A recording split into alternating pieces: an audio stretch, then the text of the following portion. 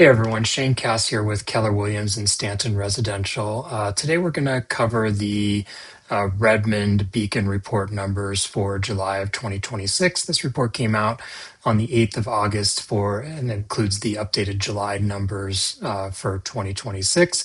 If you're not familiar with the Beacon report, this is a report that comes out every month. A local appraisal group crunches all the numbers, shows us all the sales data going on, so we can keep on top of what's going on in this market.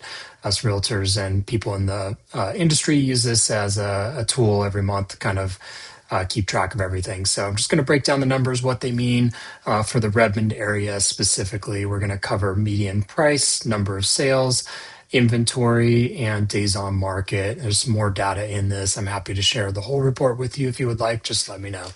So let's get into it. Median price in the thousands. I'm going to zoom in on this a little bit so you can see this a little bit better on the screen.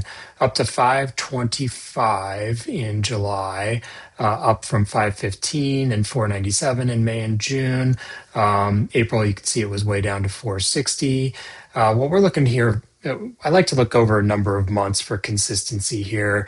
You're going to see some ups and downs based on just what properties sold. Like in April, it was obviously a bunch of lower price properties, and that was in a time of the year when not as many people are selling. So those numbers probably got dragged down, and some of the higher end properties were not even listed yet, and those were probably waiting around for the summer months. So I think that 460 is just sort of an anomaly and doesn't really mean a whole lot.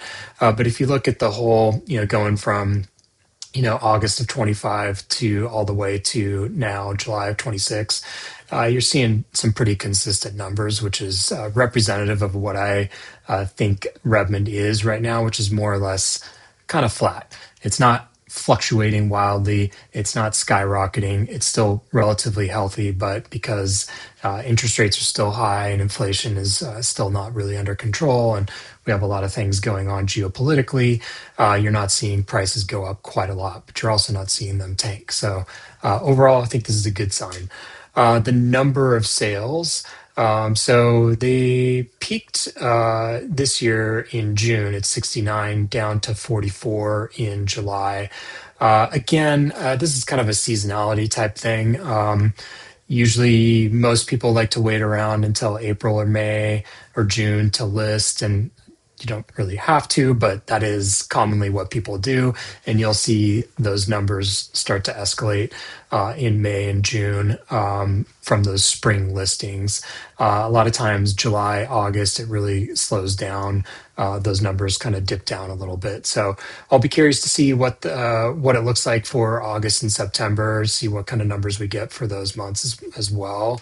Because last year, I think if we look here, yeah, they remained pretty consistent. It was 65 in August, and it jumped up in August, but it also wasn't as high in June. So it'll be interesting to keep an eye on that, and stay tuned next month, and we'll cover that. Days on market for sold properties, 27 for July, up slightly from 23 in June and 18 in May. It's still pretty healthy.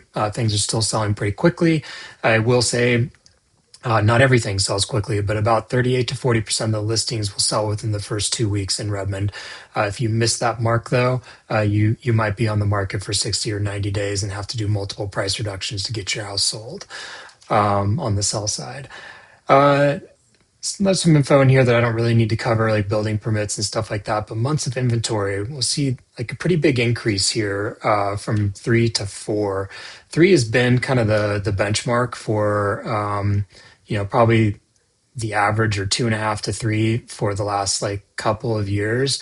Jumping up to 4, what does that mean? It means we've got a lot more listings to choose from. If you're a buyer looking in Redmond, you have a lot to look at. If you're a seller, you have a lot of competition. So pricing things, like I was talking about a minute ago, pricing things appropriately is critical for a seller, because you have more competition. As that inventory rises up, there's going to be even more of it. So listening to your realtor, getting the right pricing, understanding where you fit within the market, where you're positioned, is really critical right now. Because like I said, you know, almost 40% of the listings are still selling in the first couple of weeks. And if you want to be one of those, you need to be positioned very well within this market as inventory rises. So those are the key numbers. There's a lot more in here to unpack. I can break it down by neighborhood for you as well if you would like.